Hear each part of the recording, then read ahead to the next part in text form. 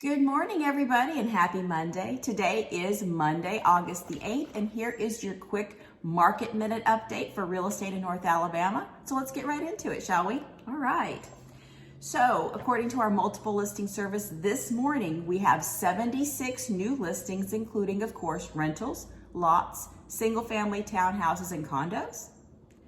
We had 25 properties sold, and we had 59 price changes. Now, looking at those price changes, of all of 59, there was only one where the price has increased, and that one is an under construction property. So that's pretty typical with those. So all the other ones were price reductions. Again, indicating that prices are leveling off to coming down a little bit. So good news for buyers, absolutely.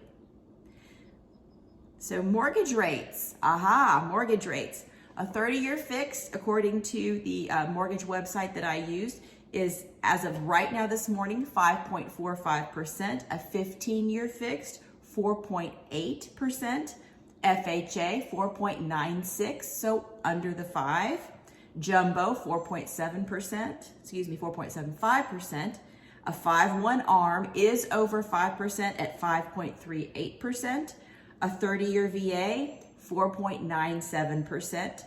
The 10-year T-bond is holding steady at about 2.79. Of course, I keep watching the ticker move a little bit, but it's holding steady.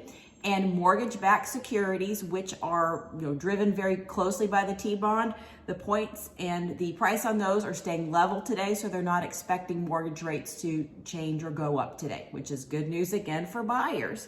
All right, something that we are seeing more and more as an incentive, and when certain lenders publish their rates, is buying down points. And what does that mean exactly? So buying down points means you're going to pay a fee up front to reduce the amount of interest that you pay on that loan over the life of the loan. And typically that is one point is 1% of the total loan value. So for example, on a $100,000 loan, you would pay an additional $1,000 at closing to bring your interest rate down a point. And over the life of the loan, that can be a huge savings. So of course, it's going to go up with the purchase price of the home. So for a $300,000 house, you would be bringing an additional $3,000. Well, why would I want to do that, right? Well, it kind of depends on your particular situation. And of course, each lender has their own governing principles about using buying down points.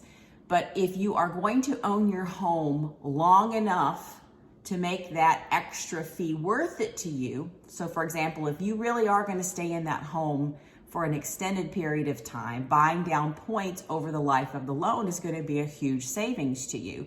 So for example, on a $200,000 house, after several years, you're going to save over $10,000 in interest that you would have been paying, of course, part of your monthly payment over that time. So the total amount that you're going to pay for your house will be lower. It is an outlay of additional money at the beginning part of the mortgage when you buy the house, but over time you will reach a breaking point where you will break even, and then you will start seeing the savings.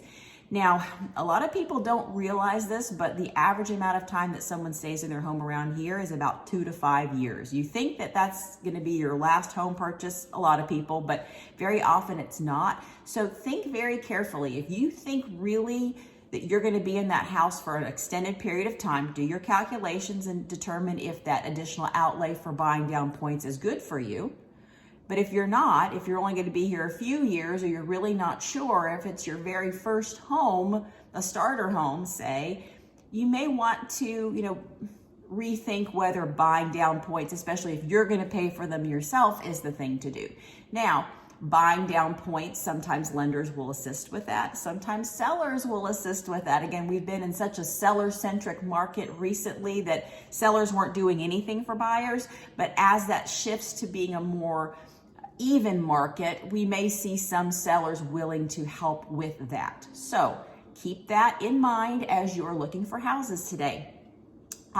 So one thing in the news I wanted to bring out to you, and I will definitely put a link to it on my Facebook page, is there's an article on WHNT about COVID payments made by the Department of Labor. Some of them were supposedly overpayments, and they're expecting people to repay those. So something to keep in mind. I know a lot of people were on unemployment during COVID, and they might want to, figure out what their particular situation is in regard to maybe having to pay back some of that COVID relief money. But I will post an article to that, a link to that article on my Facebook page.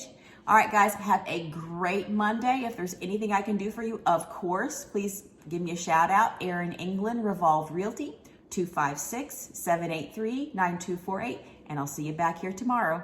Bye now. Have a great day.